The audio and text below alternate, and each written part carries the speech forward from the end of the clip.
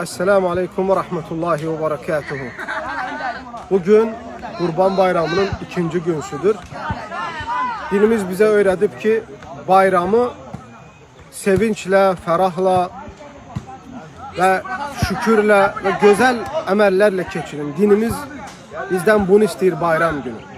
Sevinç günüdür, şükür günüdür, ferah günüdür, kardeşlik günüdür ve birlik beraberlik günüdür. Ona göre biz bunu elimizden geldiğimiz kadar Gürcistan'da da olsak yaşamaya çalışırız, yaşatmaya çalışırız, kardeşlerle beraber olup vakit geçirmeye çalışırız.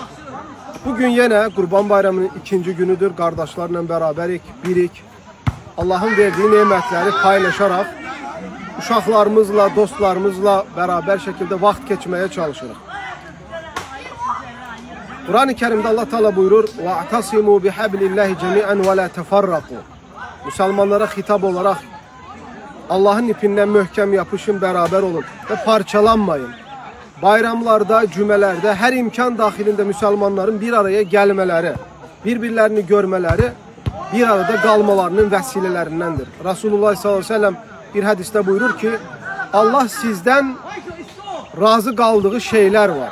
Onlardan biri de beraber olmanız, bir olmanız, parçalanmamanız.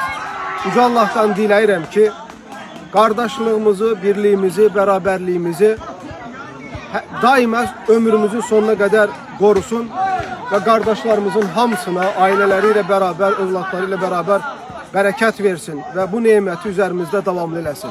Esselamu Aleyküm ve Rahmetullah.